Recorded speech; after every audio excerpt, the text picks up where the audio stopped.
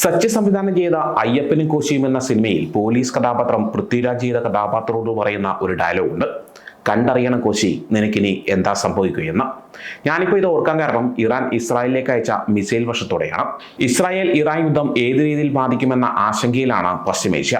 ഇറാനിലെ ടെഹ്റാനിൽ ഹമാസ് നേതാവ് ഇസ്മയിൽ ഹനിയയെ കൊലപ്പെടുത്തിയതും ഹിസ്ബുള്ള നേതാവ് ഹസൻ നസ്രുള്ള, ഇറാനി സൈനിക കമാൻഡർ അബ്ബാസ് നിൽഫൊറോസൻ എന്നിവരുടെയും വധവും ഉൾപ്പെടെയുള്ളവയായിരുന്നു ഇറാനെ ഒക്ടോബർ 1 ആക്രമണത്തിലേക്ക് നയിച്ചതിലെ ഒടുവിലത്തെ കാരണങ്ങൾ. എന്നാൽ ഇസ്രായേൽ എങ്ങനെ തിരിച്ചടിക്കുമെന്ന കാര്യത്തിൽ ഒരു വ്യക്തതയുമില്ല. ഇറാന്റെ ആക്രമണത്തിൽ ഇസ്രായേലിന് പൂർണ്ണ പിന്തുണ പ്രഖ്യാപിച്ച് US വൈസ് പ്രസിഡന്റും ഡെമോക്രാറ്റിക് പ്രസിഡന്റ് സ്ഥാനാർത്ഥിയുമായ കമല ഹാരിസ് രംഗത്തെത്തിയിട്ടുണ്ട്.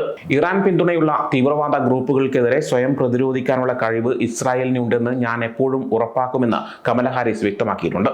ഇസ്രായേലിനെതിരെ ഇറാൻ വൻ മിസൈൽ ആക്രമണം നടത്തിയെങ്കിലും ആളപായമൊന്നും ഉണ്ടായിട്ടില്ല. 200ഓളം മിസൈലുകളായിരുന്നു ഇറാൻ തൊടുത്തുവിട്ടിരുന്നത്.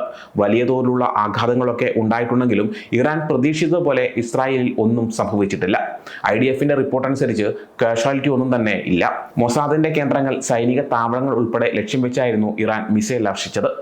ഇറാന്റെ ആക്രമണത്തിന്റെ വീഡിയോ ഇപ്പോൾ പുറത്തു വന്നിട്ടുണ്ട്. അത് ശ്രദ്ധിച്ചാൽ തന്നെ മനസ്സിലാകും, നിരവധി മിസൈലുകൾ വരുന്നു. മിക്കതും ഇസ്രായേലിന്റെ വ്യോമ പ്രതിരോധ സംവിധാനങ്ങൾ തകർത്തെറിയുകയാണ്. ചിലത് ഭേദിച്ചുകൊണ്ട് നഗരങ്ങളും പട്ടണങ്ങളിലും പതിക്കുകയും ചെയ്യുന്നുണ്ട്. എന്നിട്ടും കാഷ്വാലിറ്റി ഒന്നും തന്നെ ഉണ്ടായിട്ടില്ല എന്ന് പറഞ്ഞാൽ വിശ്വസിക്കാൻ പറ്റുമോ?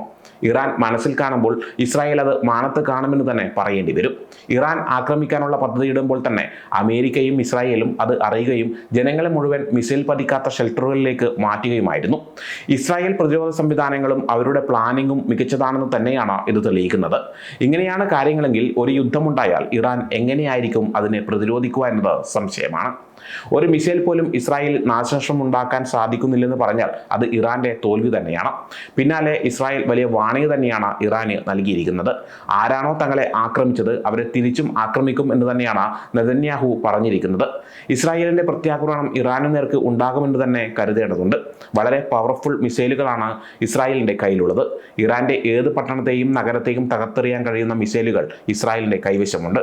എന്നാൽ ഇറാന്റെ ഭൂഘടനയാണ് ഇറാനെ സംരക്ഷിച്ചു നിർത്തുന്നത്. ചുറ്റുപാടും മലകളാൽ ചുറ്റപ്പെട്ട സ്ഥലമാണ്. അതുകൊണ്ട് തന്നെ സംരക്ഷിത കവചമുണ്ട് എന്ന് തന്നെ പറയാം. ഇറാന്റെ രാഷ്ട്രീയ നേതൃത്വത്തെ ലക്ഷ്യമിടുക, ന്യൂക്ലിയർ പദ്ധതിയെ തകർക്കുക, ഇതാണ് സത്യത്തിൽ ഇസ്രായേലിന്റെ മെയിൻ ടാർഗറ്റ്. ഇറാന്റെ വരുമാന മാർഗം, അതായത് ഓയിൽ ഇൻഫ്രാസ്ട്രക്ചർ നശിപ്പിക്കുക എന്നതും ഇസ്രായേലിന്റെ ലക്ഷ്യമായിരിക്കാം.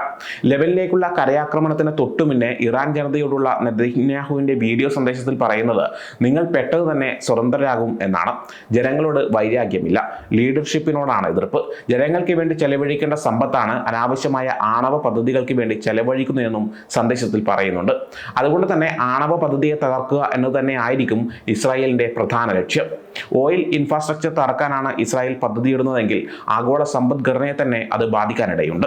അതേസമയം അമേരിക്കയുടെ പൂർണ്ണ പിന്തുണയും ഇസ്രായേലിനുണ്ട്. ഇസ്രായേലിലെ മിസൈൽ ആക്രമണത്തിന് പിന്നാലെ വൈറ്റ് ഹൗസിൽ അടിയന്തര സുരക്ഷാ യോഗം ചേർന്നിരുന്നു. ഇസ്രായേലിനെതിരായ ആക്രമണങ്ങൾ ചെറുക്കാൻ സൈന്യത്തിന് അമേരിക്ക നിർദ്ദേശം നൽകിയിട്ടുമുണ്ട്. ബൈഡനും US വൈസ് പ്രസിഡന്റ് കമല ഹാരിസും വൈറ്റ് ഹൗസിലെ പ്രത്യേക മുറിയിൽ നിന്ന് ആക്രമണങ്ങൾ നിരീക്ഷിക്കുന്നുണ്ടെന്നും കൃത്യമായ നടപടികൾ സ്വീകരിക്കുന്നുണ്ടെന്നുമാണ് പുറത്തുവരുന്ന റിപ്പോർട്ടുകൾ.